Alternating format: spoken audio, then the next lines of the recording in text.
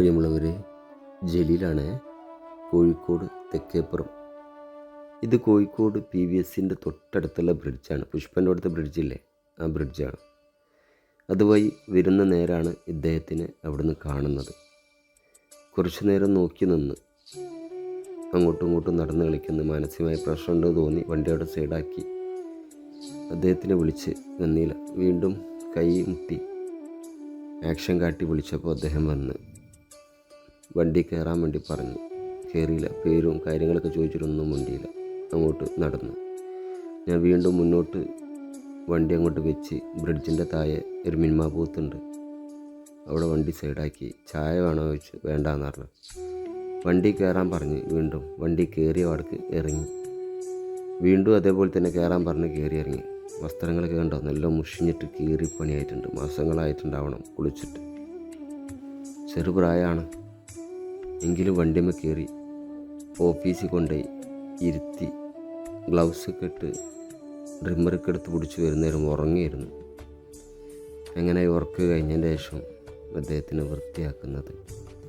പക്ഷെ ഡ്രിമ്മർ എടുത്ത് മൂപ്പരാണതിൽ വെക്കുമ്പോൾ പേടി പോലെ അദ്ദേഹത്തിന്. ഡ്രിമ്മറിൻ്റെ ശബ്ദം കേട്ടിട്ടാണോ അല്ലെങ്കിൽ എന്താണെന്നുള്ള അറിയില്ല, നല്ല പേടി. അവിടുന്ന് കുറേ നേരം ചോദിച്ച് പേരെന്താണ്, സ്ഥലം എവിടെയാണെന്നൊക്കെ, ഒന്നും പറയുന്നില്ല.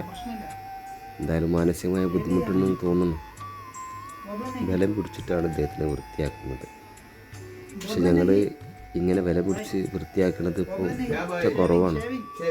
കാരണം നമ്മളെ സമൂഹത്തിലുള്ള ജനങ്ങൾ ഇപ്പോൾ വേഷങ്ങൾ നോക്കിയിട്ടാണ് ധർമ്മം, ദാനം പലതും ചെയ്യുന്നത്.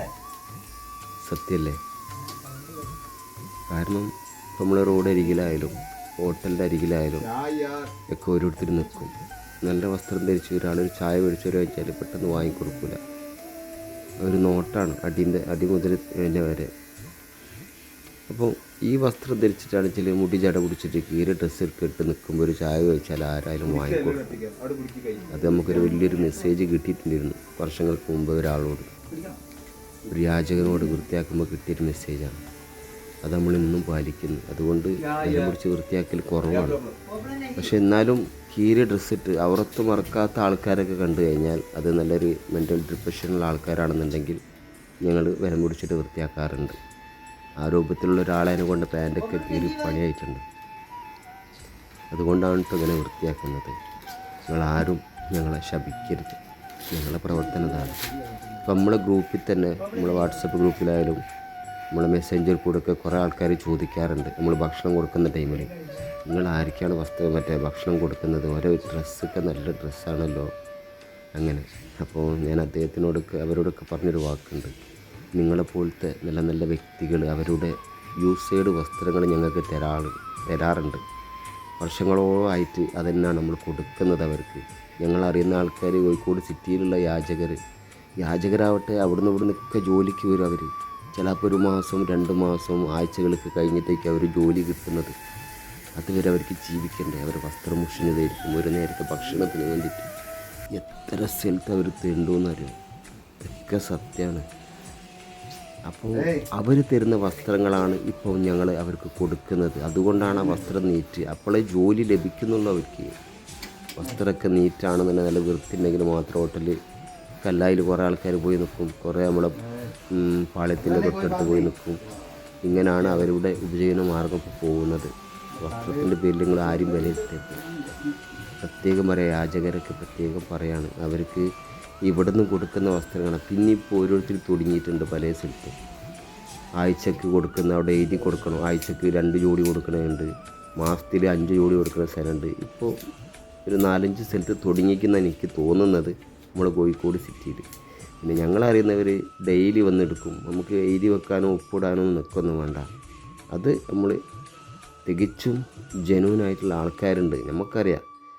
അവർ ഇവിടെ വന്നാൽ എല്ലാത്തിനും ഒരു പരിഹാരം കിട്ടൂ എന്ന് വിചാരിച്ചിട്ടാണ് അവർ വരുന്നത്. നിങ്ങൾ വീണ്ടും പറയുന്നു, ഞങ്ങളെ ശപിക്കരുത്. ഇവർക്ക് ഈ കാര്യങ്ങളൊക്കെ നമുക്ക് ചെയ്യാൻ സാധിക്കും.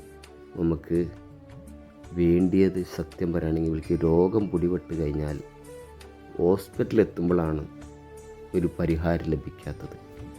ഒരു മനുഷ്യനെന്ന പരിഗണന അവർക്ക് ആർക്കും ലഭിക്കുന്നില്ല. എത്ര മരണങ്ങളാണ്, ഒരു കുട്ടി പോലും ചോദിക്കാനില്ലേ. എന്തായാലും ആ ഒരു ഒരുക്കത്തിലാണ് ഗവൺമെൻറ് ശ്രദ്ധപ്പെടുത്താനായിട്ട് ഒരു യാത്ര പോകുകയാണ്. നിങ്ങളെല്ലാവരും സഹായ സഹകരണങ്ങൾ ഉണ്ടാവണം, നിങ്ങളെ സപ്പോർട്ട് ഉണ്ടാവണം, നിങ്ങളെ പ്രാർത്ഥന ഉണ്ടാവണം. ഞങ്ങൾ ചെയ്യുന്ന പ്രവർത്തനങ്ങളിൽ വല്ല തെറ്റുകുറ്റങ്ങളുണ്ടെങ്കിൽ നിങ്ങളെ നമുക്ക് പറഞ്ഞ് മനസ്സിലാക്കി തരണമെന്ന് വിനയത്തോടെ അപേക്ഷിക്കുകയാണ്. Thank you. That's all. മംഗളങ്ങളരുളും മഴനീർക്കണങ്ങളെ